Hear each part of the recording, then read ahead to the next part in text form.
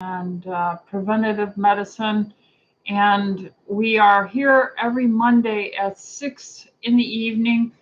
Today's date is August 29th, 2022. And we are here with the goal in mind to create a venue access for our patients and their friends to ask questions to us here, not to replace your doctor or your personal medical care, but to tell you how we would try to approach in a natural sense some of the symptom complaints that people have. We are not trying to replace your doctor, and if you have any serious questions and you are a patient, please call the office 714-544-1521 and direct that question there because I may not recognize your name, nor is this a venue over which we practice medicine. Instead, we're just trying to create another venue to be supportive. So if this is valuable to you, please share this. Please like and subscribe. And we have a email method. So if you cannot make it on Monday, 6 p.m. Pacific time, if you look down in the links below, you'll see a email place that you can link to and email your question for the Monday night or the Friday morning. We do this also for a half an hour every Friday morning at 9:30 with our office manager, Talon. And so hopefully that'll be a blessing for you. So what we get are these series of questions. I have 4 or 5 pages already emailed to me. We do have on the TLC website, it's tlcdoctors.com. We have the blog there where we actually type out the question and the answers so that if you missed the live and you did type it in or send it to us, you'll see where I get to your point and I try and give my ideas on how we would try to approach this. We are going to start today with Christina. Christina says, I have had ongoing pain in my right hip for about 3 months now. When I move, the pain is stronger. I have tried to increase stretching, tried decreasing exercise, not crossing my legs, and I haven't noticed anything really helping to resolve the issue. Could this be hip bursitis? What do you recommend? Should I see a specialist? Well, yeah, you should see your doctor if whatever you're doing is persistent and worsening. But in the interim, I don't know your age, I don't know your blood type, I don't know where you're at or what your diet's like. But in general, people don't drink enough water. So I would drink half your weight in pounds as ounces every day. So if you're 150 pounds as a woman, then you would drink 75 ounces of water, and I would have you drink it, hopefully filtered water. Very often from the greater trochanter, which is right outside your hip, that all these muscles attached to, it's the outside of your hip there, it attaches to the knee, and it's called the iliotibial band. This, as we age, gets dried out, and this can need stretching. Enzymes, things like Vitalzyme or Vascuzyme from Orthomolecular, Proteozyme, enzymes that have anti-inflammatory actions with like nanokinase or serrapeptase in it. These are valuable, but I wouldn't just take 2 or 3. I would take 5 twice a day or 5 3 times a day on an empty stomach. And that is where you see the therapeutic pain relief and reduction of the inflammation. Fasting is also another powerful anti-inflammatory action you can take. Whenever I feel under the weather or ill, I stop eating, and I do a time-restricted lifestyle of eating. I only eat between roughly 1 and let's say 6 p.m. But most of the times I'm winding up just eating 1 meal a day. That gives my body the greatest amount of time to process the foods that I've presented, and then my blood supply can then spend all the rest of the hours healing and repairing. Getting a good night's sleep is very important. You could use specific anti-inflammatories like curcumin, turmeric. A product we carry here, we have TLC Deflame, we have Tariva, we have NRF Factor as well. These are high potency, clinically used turmeric and curcumin. Taking a scoop of OptiMag Neuro, a magnesium powdered amino acid chelate with vitamin C powder in a glass of water before bedtime or twice a day. These are powerful also as an anti-inflammatory. So I would start with some of those suggestions, Christina. And of course, if this persists, see your doctor and they will help determine that. Manja says, hello, Dr. Althorp. I had COVID in July 2022, I presume. And since then, I got a really bad acid reflux that won't go away. I have it all the time, if I eat or not. What would you recommend to get rid of that? And I also have a mucus on the back of my throat that I got during the COVID, and I can't get rid of it. Thank you. Well, very often, the same things are going to be said. For instance, if you did some fasting, drinking plenty of water, that would be very important. Of course, please never ever put anything down your throat past 6 o'clock at night. Dairy is really corrupted in our society through homogenization and pasteurization. It's extremely inflaming. I would stay away from every bit of dairy for at least 3 weeks. Another thing would be to use Glutagenics. That's L-glutamine powder in a powdered form. Mix it in some water, and you can sip that, a tablespoon mixed in water, whenever you feel you have this heartburn. You might do it preventatively before you go to bed and as soon as you wake up. But have it around you so you can have it whenever you have that feeling. Then there's other things, of course, like we could look at food allergies. We could look at, would want to know your blood type. If you're our patient, we could find that out. The older you get, the less well you digest, and very often with stress like a COVID or a bad cold, our digestion lags behind. There's various things. So those are some starters, Manja. Hopefully that's a way to begin. Frank says he fell exactly 2 months after his wife Sandra passed away, December 9th of 2020. And then he got bursitis. Is there anything that can be done for bursitis without cutting into him? Praying, I guess he's saying, thank you. And then, so I would say similarly to Christina above, you've got to make sure you're drinking enough water, Frank. The enzymes like Vascuzyme, Vitalzyme, 3 times a day on an empty stomach. Tariva, the curcuminoid, will help doing stretching or Pilates. Taking that magnesium OptiMag Neuro with Vitality C powder, fasting, those will be helpful. Cynthia, can you prescribe your suppositories that help rid toxic metals if we are out of state? If so, I'm interested as I have high metal in my blood. Our malpractice, I don't have licenses to practice in all 50 states, so EDTA is a prescription medication, and so you would have to be my patient, so that would kind of handle it. But maybe you could tell your doctor locally if they would go to a compounding pharmacist, and we used 1,500 milligrams in a suppository, and we basically used it 3 nights a week on the average. It takes about 3 suppositories to kind of approximate what 1 intravenous IV would do, and you could start from that point, and that hopefully would be a help to you, Cynthia. Lisa says,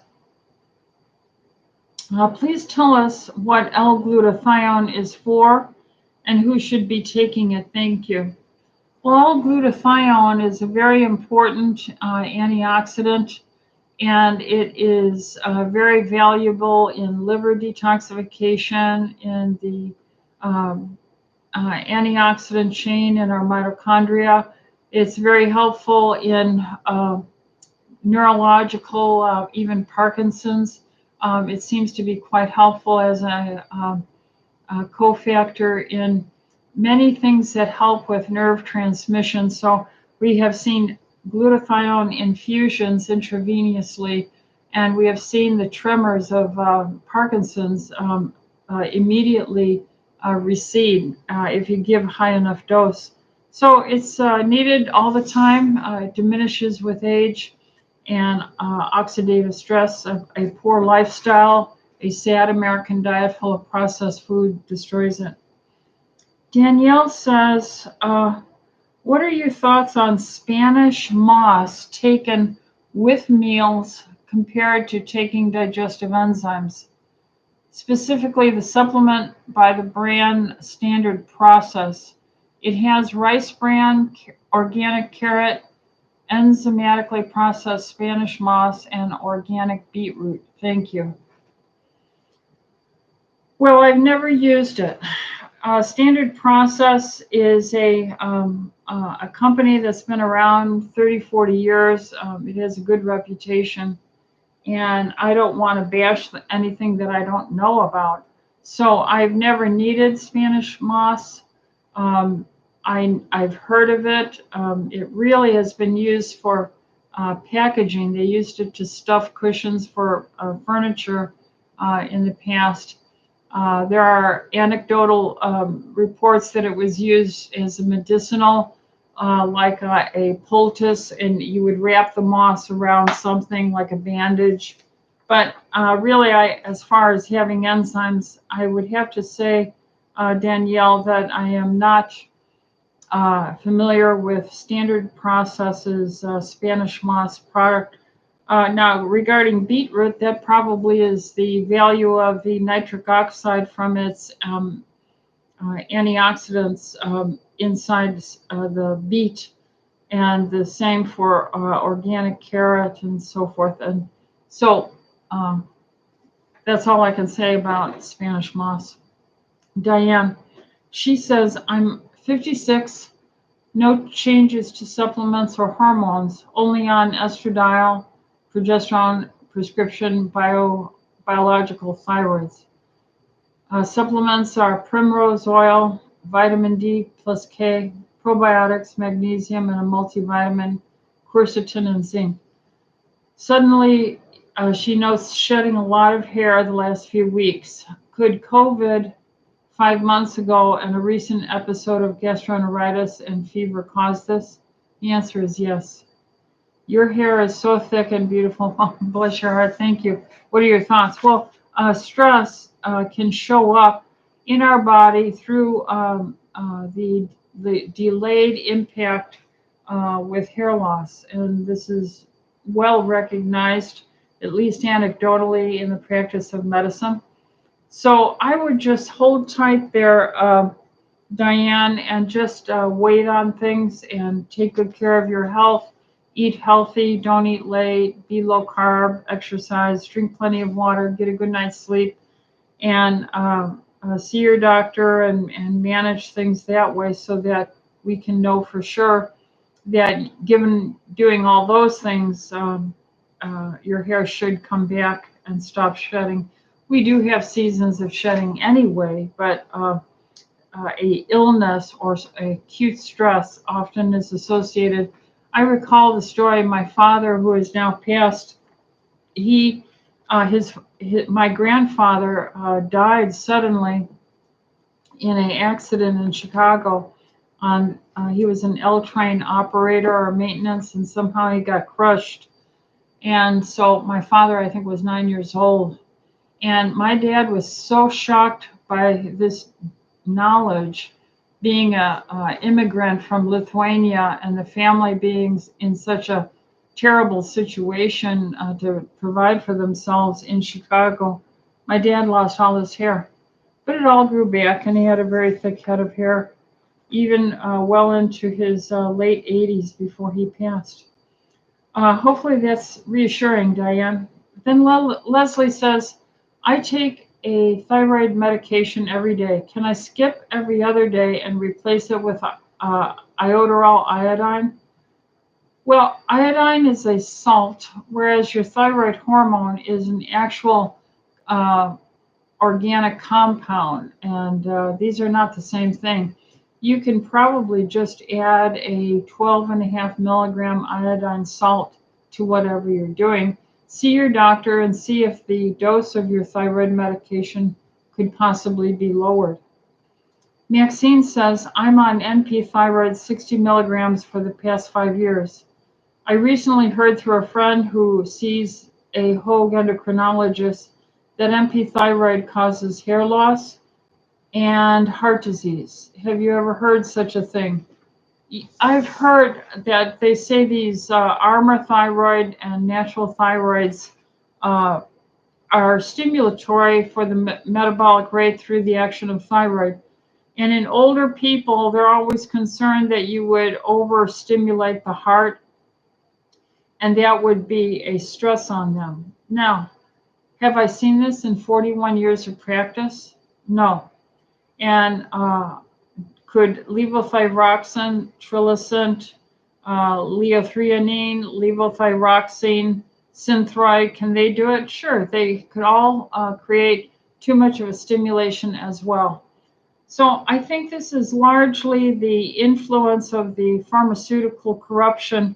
They don't want you using anything but their patented high money making pharmaceuticals. And so anything that's natural and has lost its patent, they poo poo and generate these myths that are passed down from medical schools on. So there you have it. Um, Deborah, my recent mammograms have shown calcifications in the breast tissue. I took supplements, a K complex, and I don't see a difference.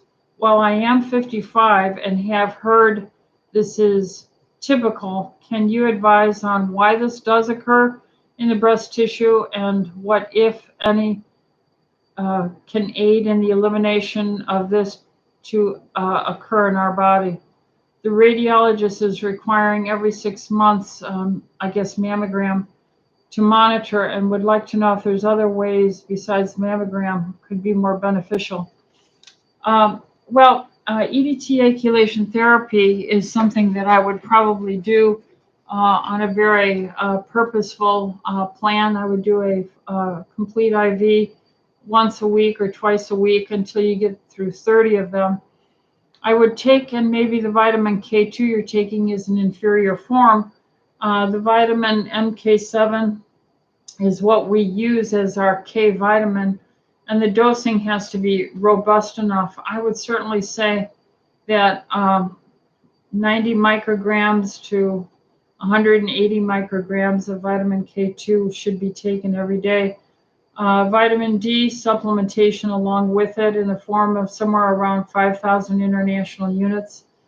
Then I would be on a low carb diet because the tiny capillaries throughout our breasts and brain and everywhere in our tissues are irritated with the standard American diet and these spikes of sugars and proliferation that it stimulates through the action of insulin. I would also drink plenty of water. I would take systemic enzymes like Vascuzyme or Vitalzyme or Proteozyme in the form of 5 twice a day to disinflame your body, and that should help because I was told I did one mammogram. I think I was 38 years old, somewhere in that range of age, and then I did another mammogram when I was 58, and those are the only 2 I've ever done. And by the time I was 58, what little microcalcifications were noted in the original one were all gone. So I do this through chelation. Then the other thing is you might need more than 30, you might need 60, who knows? But the issue is EDTA chelation with vitamin K2 and D, and a healthy lifestyle and systemic enzymes should be very beneficial. As far as the other means of testing, and why does this happen? Whenever the little membrane endothelium of your capillaries, your little arterioles, and your arteries get irritated or damaged from anything like this inoculation with the COVID mRNA that generates the spike protein, that would be definitely damaging to the lining and create a proliferation of endothelial irritation to which calcium can attach itself. So I would stay away from things like that would inflame the endothelial lining. I would eat a very low carb diet. Another thing you could test is, in general, if you have microcalcifications in the breast, you might want to do a coronary artery calcium score and see how your coronary arteries look. So that's a coronary artery calcium score. And have your doctor order this and just compare that. Because if you're putting calcifications into your breast, little capillaries, you might be putting them elsewhere as well. Now, the same treatment, chelation, the same healthy lifestyle, water, enzymes, vitamin K2, vitamin D, all these things would be valuable. So that's how I would address that, Deborah. Let's see, that's one page down. Here's page 2. Penny says, blessings to you, Dr. Ellithorpe, for being selfless. Thank you. And she says some nice, kind things about me. All right, so I've seen Dr. Mitchell as a patient for many years, but the answer to this question is for my daughter, age 56, Hashimoto's, but she's doing very well. She follows an integrative lifestyle with excellent diet and numerous supplements, including 10,000 of vitamin D a day. However, extended orthodontist dental work, I guess she's having done, have affected her oral bone health. So she is in need of a supplement that supplies comprehensive bone support. I take and had suggested to her Jarrow's Bone Up, but she's concerned about the boron in it. Seems to remember that her naturopath, now retired, suggested that it's okay for men, but not for women, because it has some interaction with estrogen, estrogenic, causing estrogen dominance. Since boron is included in many basic daily multivitamins and bone support formulas, is there a milligram limit one should be concerned about? Thank you. So off the top of my head, I don't have the number about boron in milligrams in strength. But I don't think that's the issue. When you have orthodontics on and all these braces and rubber bands, your ability to get in there and chew, and that chopping sensation is actually a stimulation by the sudden deceleration of your teeth stopping, and it transmits information to your bones.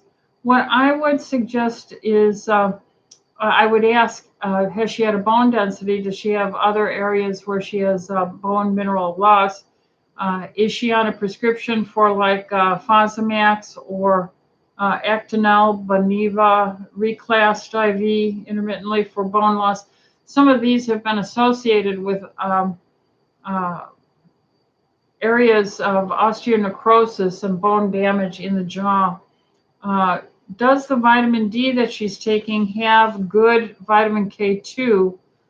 And, she needs to eat an anti-inflammatory diet. So I would get a chewable, almost like a dog toy in a sense, where you would chew on a rubber that she can bite down on. A lot of people with orthodontics don't want to do that because there's so many little things you get food stuck into. They develop this habit of not having good chewing and bone activity. Another thing that we could do is ask her what her testosterone level is and give her DHEA, which converts to testosterone in women 50 milligrams a day of DHEA is a very good choice. But go find some plastic. You might get like the end of your spatula that you clean out your bowls with. If you bite on the spatula, just have a habit that you're biting on the spatula on both sides, gnawing on it. That'll exercise the jaw as well. So that's really what she needs to do. Maybe some DHEA. Find out if she's on some bone losing medications. Did she have a bone done today? Is she on vitamin K2? Hopefully that'll help, Penny. Let's see, Lisa. Hi, Dr. E. A young friend of mine, just 40 years old, has been experiencing severe right-sided head and eye pain since February. She's tested positive for anti-nuclear antibodies, and her numbers went from 160 to 320. She has been advised to have an MRI and find a rheumatologist.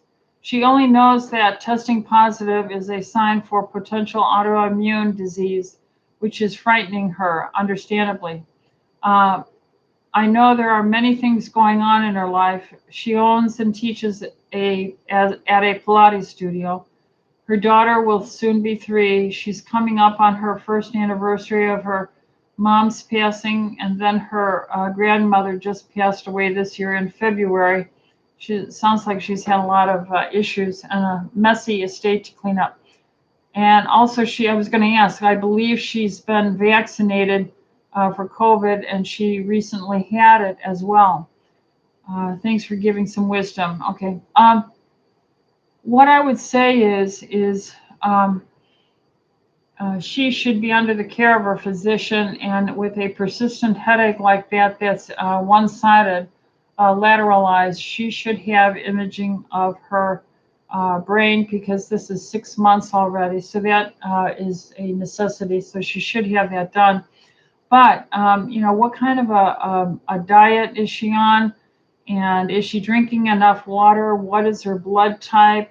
We could do food allergies. We could look for inflammation in her digestion with a complete digestive stool analysis. She should be on enzymes, systemic enzymes, twice a day. She should be on the parent essential oils, which are the essential fatty acids, linoleic and alpha-linolenic acid. I would probably have her on 6 a day, 3 twice a day. I would have her on the enzymes, and I would have her to drink enough water. And hopefully she's not a vegan. Hopefully she's eating the stuff we're made of. So eating healthy grass-fed beef and fish and grass-fed with the skin on it chicken and so forth.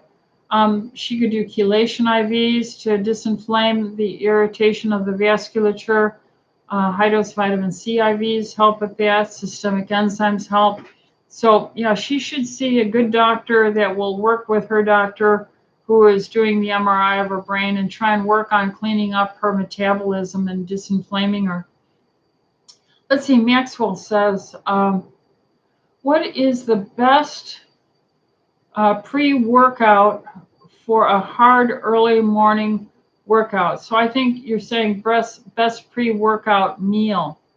I just started working out first thing in the morning at 5:30. I love the mental clarity of working out first thing in the day, but fueling a workout of weightlifting and heavy calisthenics on just water isn't giving me the same level of energy that I have an hour after eating a substantial meal, or when I used to take fruit or starch before a workout.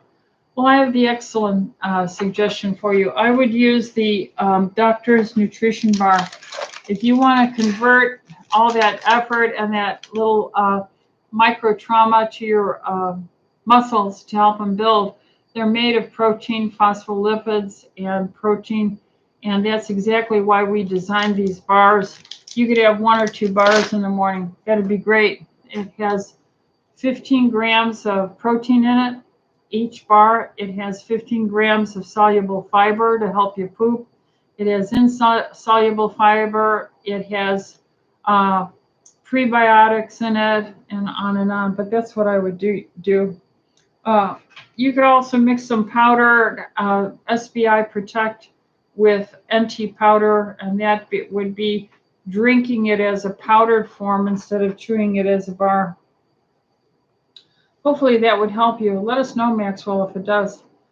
Silva says, what helps to heal bones? I broke both feet jumping over a retaining wall doing gardening. This was 3 weeks ago. On one foot, I broke the bone connecting the toes to the metatarsal, and on the other, I broke the fibula. I am wearing orthopedic boots on both feet. I do take Vascuzyme or Vitalzyme, TLC multivitamin, essential oils from Body Health, and the perfect aminos. Yes, I'm a patient. Anything else I can do? Fasting stimulates healing and bone growth and repair. So if you did a prolonged fast, if you could work at eating one meal a day, like 20-hour fast, 21, 22-hour fast, so go from dinner to dinner or something like that, or only eat, midday, one meal.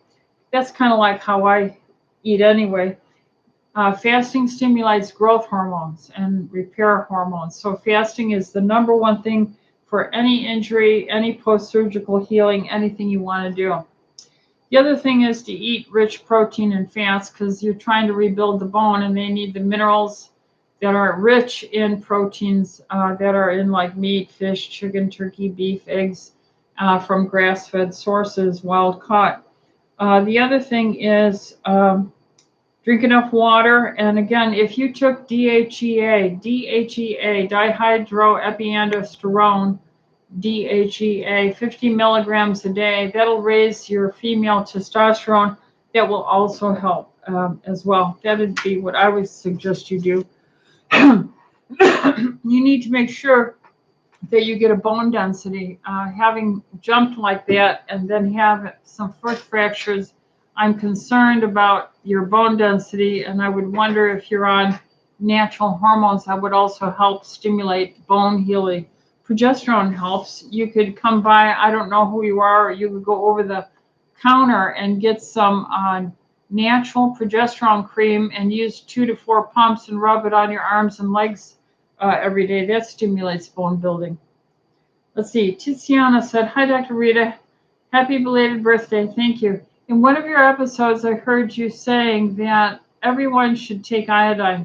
Since iodine supports thyroid functions, does that include people like me who are on a high dose of thyroid medications?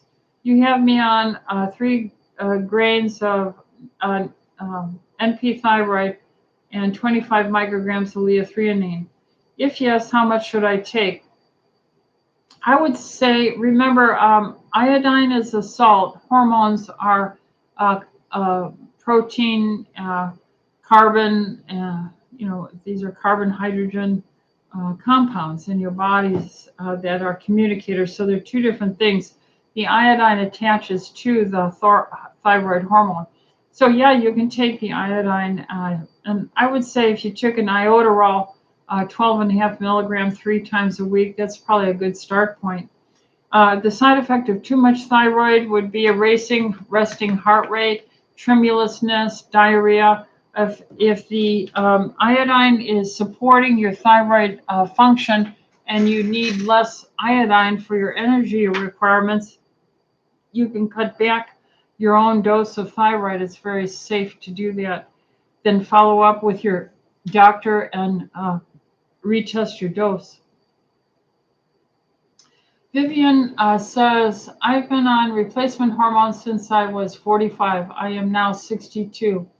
I went into early menopause and I could not think clearly. And I felt like I was having a nervous breakdown all the time. So I went on the hormones and I have been stable.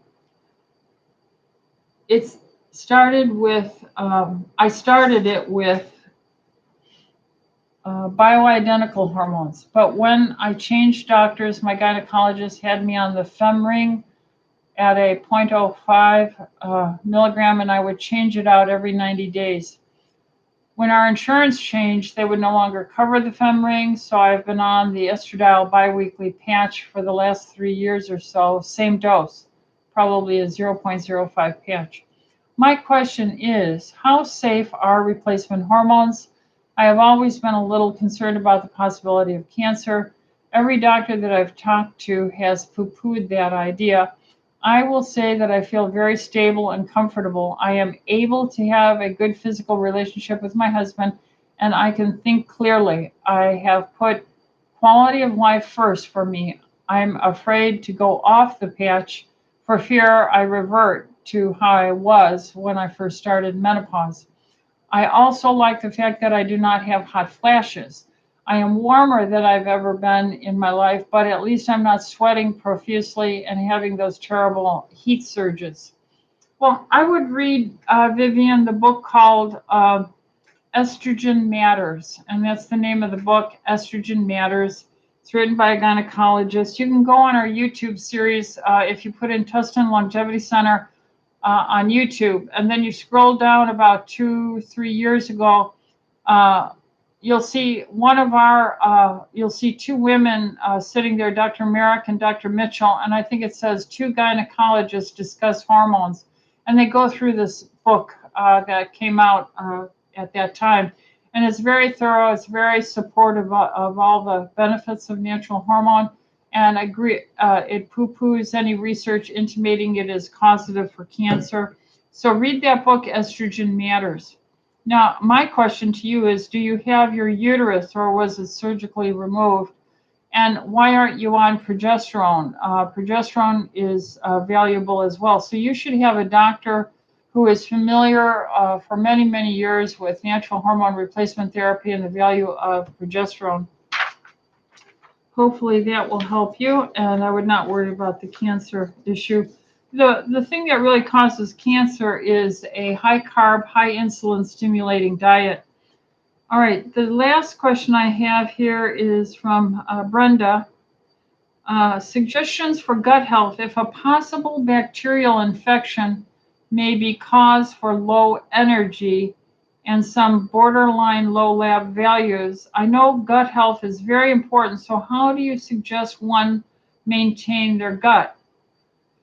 Well, gut health they say all disease begins in the gut for the most part. And so I would want to begin by knowing your blood type, how old you are, what your weight is, how active you are, how much stress is in your life, what your diet is like, what surgeries you've had, and what your bowel habits are like.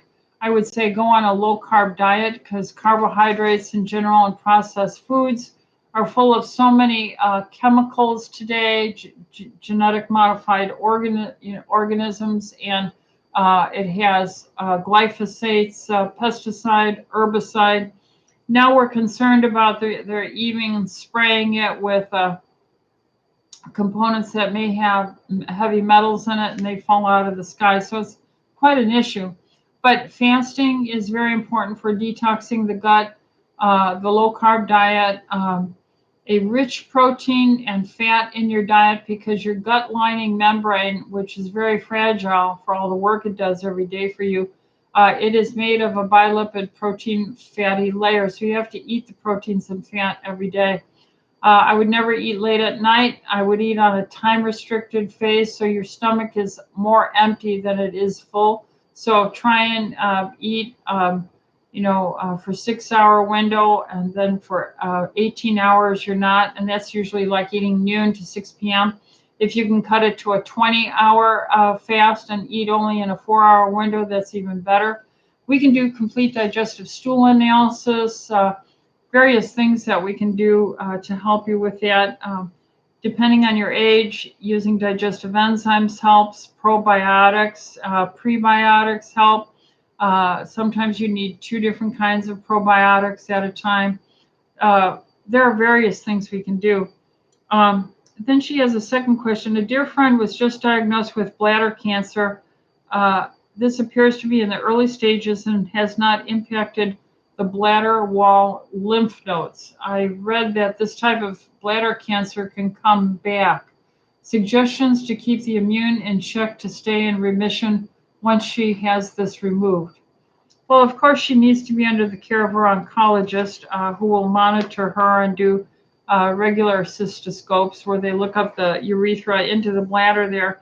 But after her initial management, we would certainly say she could be supported at the same time she's going through this with high-dose vitamin C IVs, enhanced chelation to reduce detoxing, because we know like cadmium and various heavy metal toxins are hyperconcentrated into the urine and are associated with kidney and bladder cancer. Of course, be a low-carb diet or a carnivore, time-restricted eating, so that you're not stimulating insulin, which stimulates anything to grow, including cancers. I would disinflame the body with enzymes, both with eating and on an empty stomach, systemic enzymes. I would want to know her blood type. I would want her to drink at least half her weight in pounds as ounces of water every day, filtered water. Um, stay away from any processed food. And then I would probably have her drink green tea, 4 to 8 cups a day, a quality green tea. And so that answers all those questions that were emailed into us. Now let's see what we have here. Contour Life says, what brand of silver systemic enzymes do you recommend, or are they all good? It's per your recommendations of getting rid of acne. Thanks. I like Argentyn silver, and it's over the counter as Sovereign silver. I would spray it on your face morning and evening, or as often as you like. And then systemic enzymes are anti-inflammatory, low-carb diet for acne, never eat late, that kind of stuff.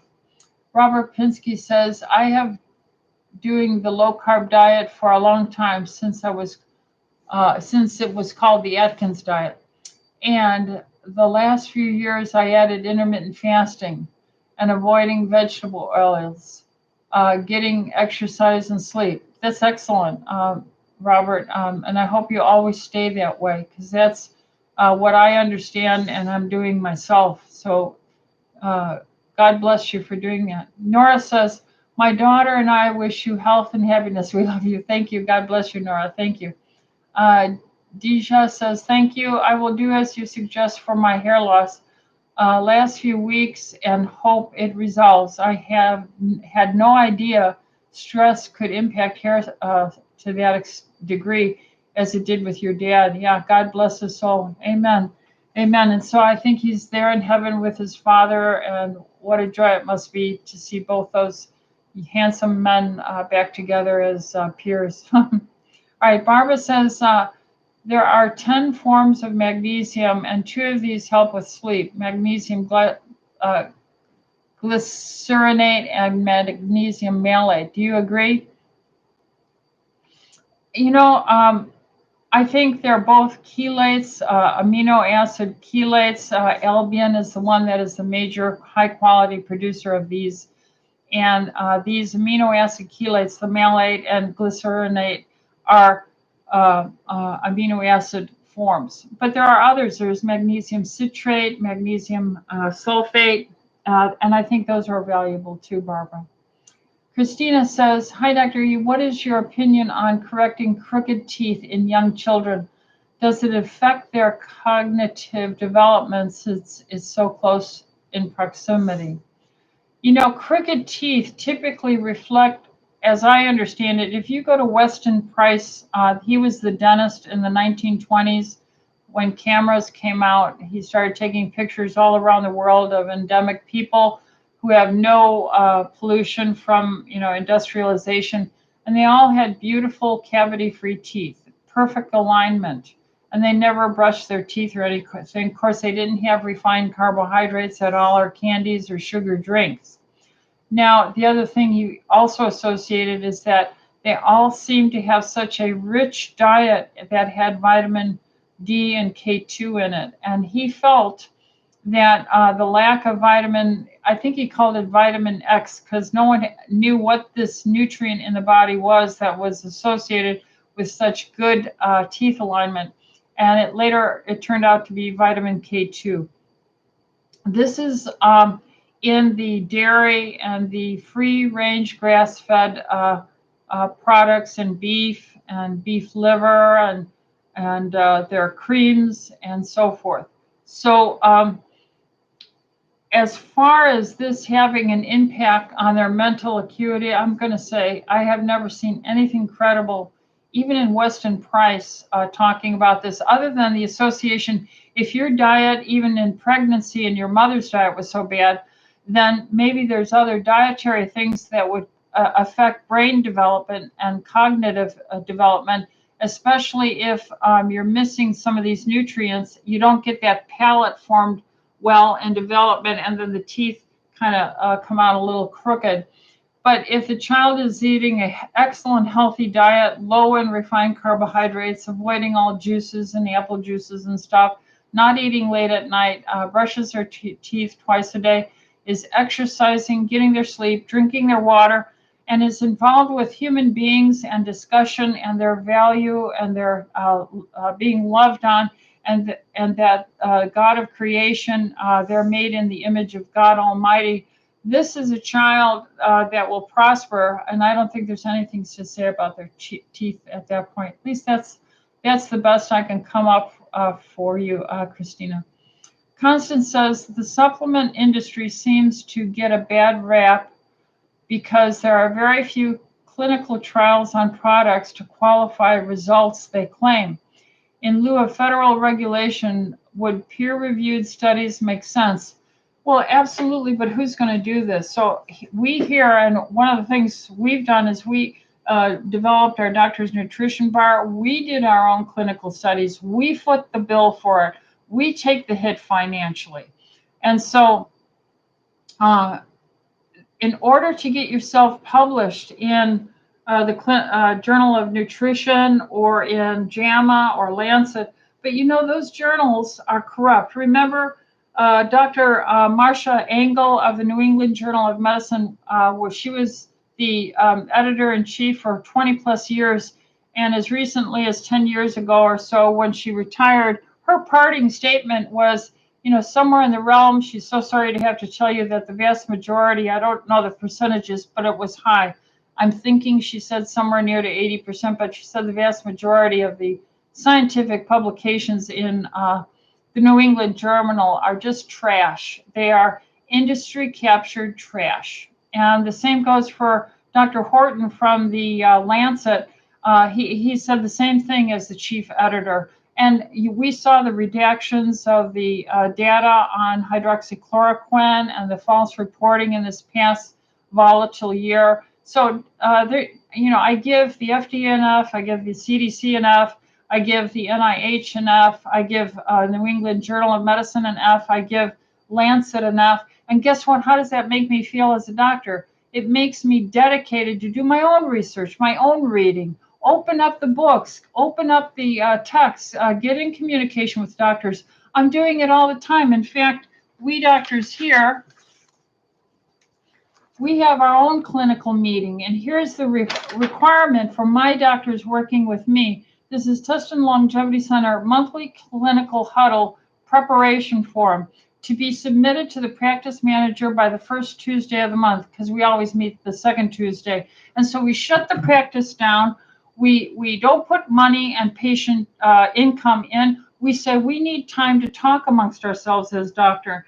And so we have our on-call schedule listed here, our huddle schedules, and number one, it says, time off if you have anything planned. But number two, it says required case studies of interest, good, bad outcome, or a challenging case for discussion. Submit at least one patient name, date of birth, and topic to present. So we discuss challenging patients that we have and how we might improve our health. Between the 7 doctors of us here, we come up with some pretty good ideas.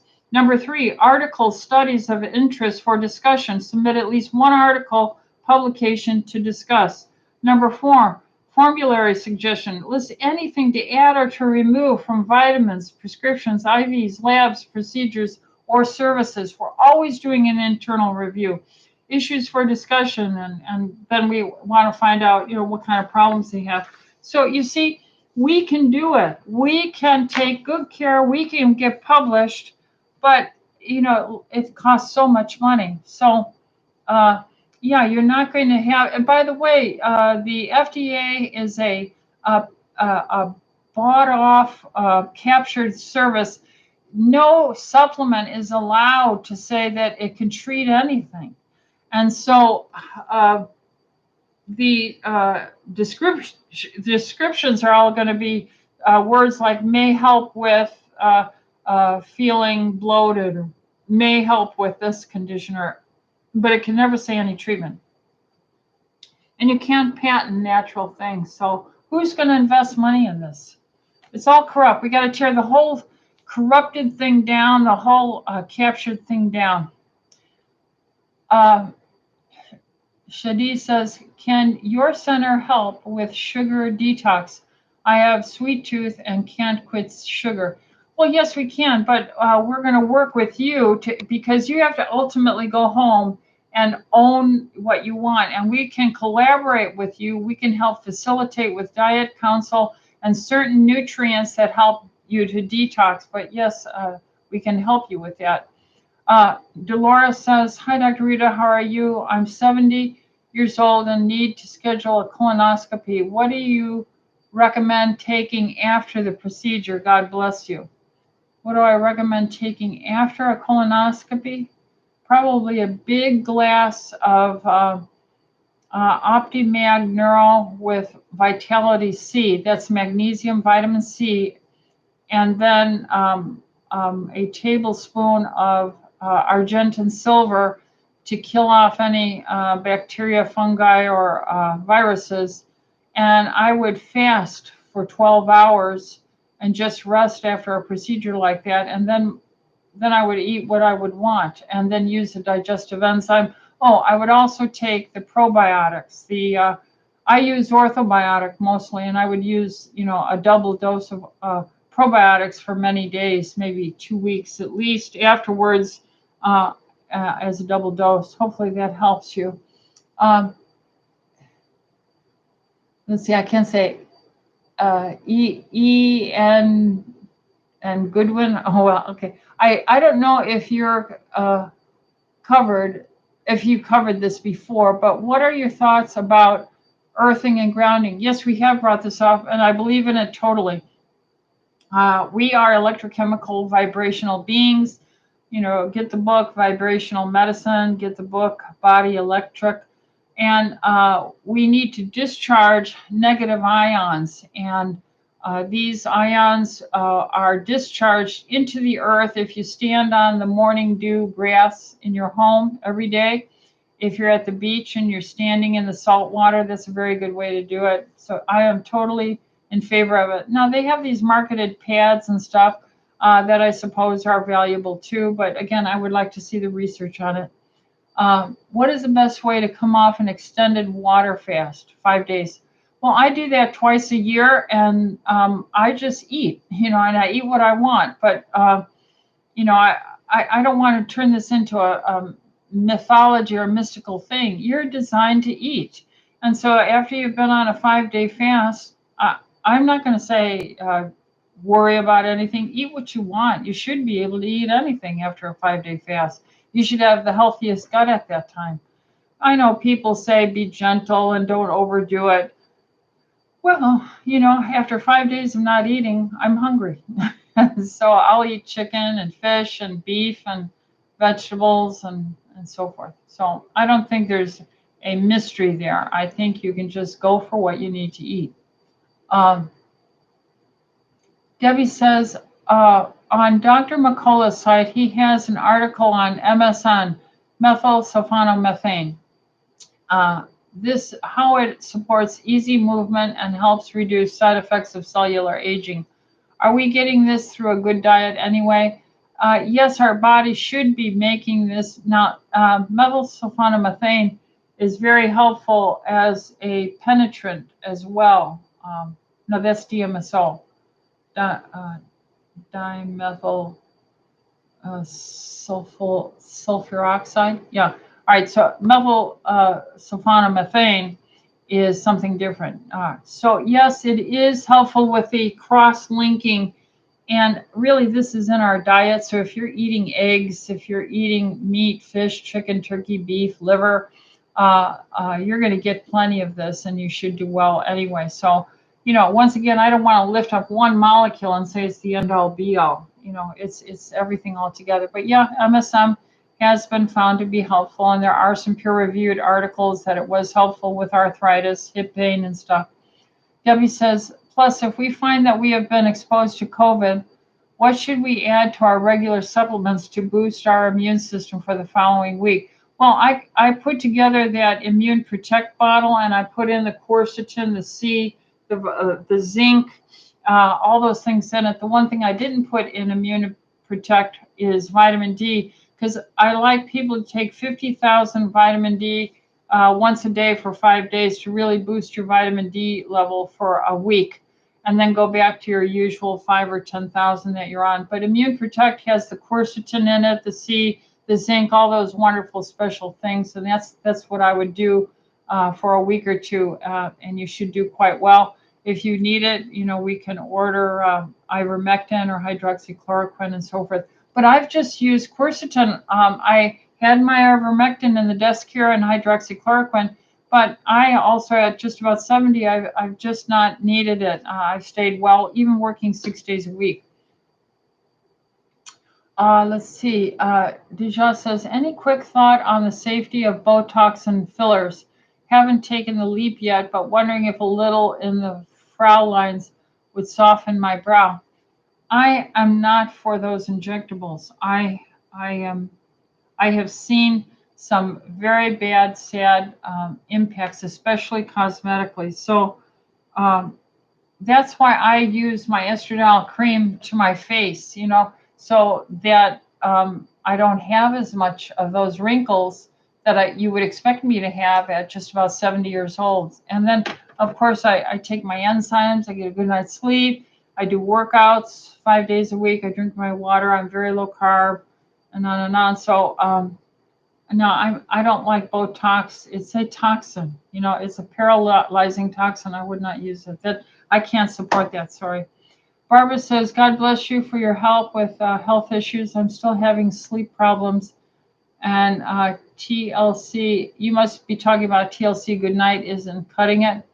I wonder if you're taking enough progesterone at nighttime. I wonder if you're eating too late at night.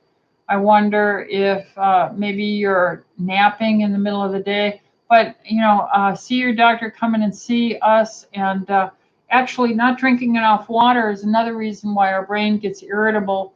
Lack of estradiol makes our brain irritable. What else? Lack of magnesium. So let us try and help you or see your local doctor. So it's the last 2 minutes. I'll end all the questions here, but I want to come up with something. I want to make a kind of generalized statement, and that is this. I was asked to speak at a group up in Pasadena yesterday between 3 and 6 p.m. It took me an hour and a half to get there and so forth.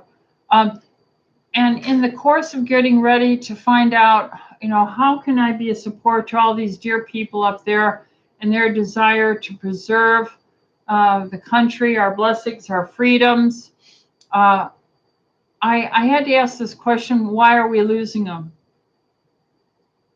And this is what I came up with. About around 1840 is when Charles Darwin wrote the book, The Origin of the Species by Means of Natural Selection, or The Preservation of Favored Races in the Struggle for Life.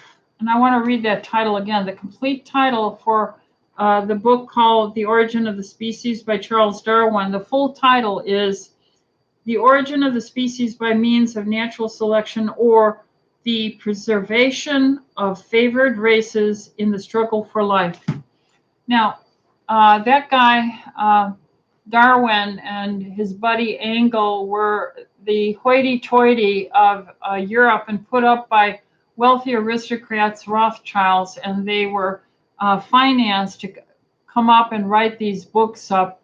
And Engel and his Marxist ideology. Anyway, what came out of this book was a rationale, I think, designed by Satan and seized on by people who are psychopaths, sociopaths, narcissists, which are usually the wealthy and the descendants of the wealthy and the royalty.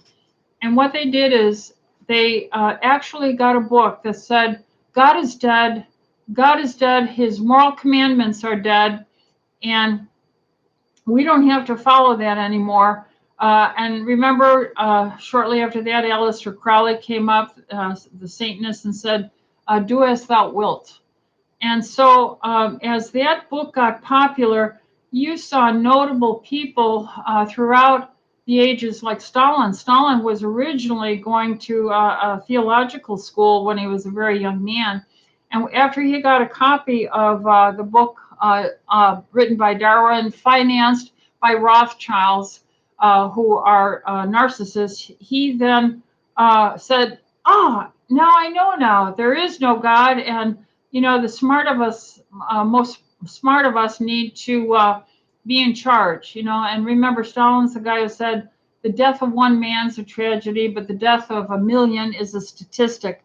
And then you can see how this philosophy of evolution, this lie, this unproven theory, I don't mind if you discuss a theory, but you don't bring it into school in kindergarten where every single book starts out with hundreds of billions and millions of years ago to the children, and then you mock people of faith who read their Bible every day and do go to church and do believe in God and do try and bring themselves under the commandments of God.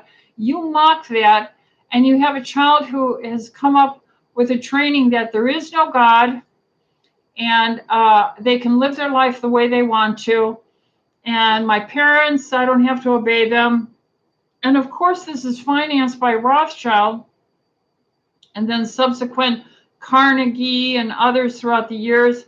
Why? Because if you throw God away, then instead of do not lie, do not steal, do not kill, now you can say, you can spin a fact. You can tell white lies. You can have a news media that spins and semi-lies all the time. You can have politicians that can justify lying.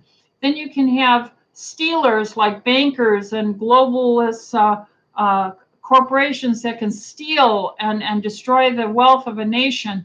Then you can have eugenicists and population reduction philosophers like Margaret Sanger and Bill Gates' father and Planned Parenthood people and Prince Phillips, and who wanted to come back as a virus and reduce the world population to 500 million.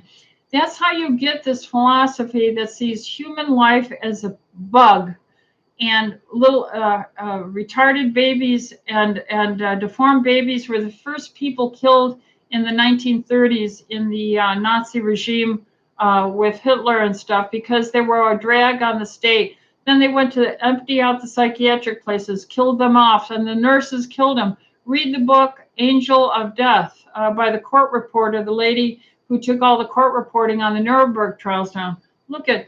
We have to understand all this is coming to us because we don't want to create a ripple. Well, here's my ripple. I'm a Bible-thumping, King James Version only believer in the Lord Jesus Christ as laid out in the Holy Scriptures as my personal Savior, because I'm a sinner bound for hell and I needed salvation. And I am so thankful that I'm saved. Now, therefore, I see all of you, all my patients, everyone, even those who are politically different from me, or they're atheists or agnostics or different faiths. I have to treat them with respect because God told me how valuable life is. And so that's the long and the short of it. And I just want people to get a grip on, we better get rid of this idea that there's a science to evolution. Just like people thought there was a science from Fauci's mouth that the vaccines would prevent infection, and then they would stop severity of disease and hospitalization, and then they would reduce the death. And now we know that was all a lie. And I'm telling you, the CDC, Fauci, these people are liars. They teach lie. They're of their father, the devil, the author of lies. And it's all starting from us not being willing to identify ourselves and our faith and what we stand for and how valuable life and health is. And we got to get rid of this, the chief lie, which is evolution. You can discuss it, but don't you dare say it's proven. Don't you dare teach that to a child in kindergarten and in grammar school and say, oh, everyone knows the earth is hundreds of billions of years old. No, we don't know. I believe in a young earth. I think the science proves that more than anything else. And so I'm angry. Anyway, so there you go. You have a blessed day. God bless you all. And let's put Darwinism and evolution back in its stinking hole as an unproven theory, and that it's believed by faith. And I will confess that I can't prove Adam and Eve. I believe it by faith. But if you look up James Perloff and his book Tornado in a Junkyard and read that book, then you'll see believing in evolution is like a tornado going through a junkyard and making a Boeing 747. So I'll be honest and say I walk by faith, not by sight, but I'm not going to have any teacher or scientist shove down evolution down my throat and say it's right. And I'm not going to destroy children and tell them a lie that the scientists are God. And that's how we got into this mess. All right, so God bless you all. Have a good night. I'm done. Take care.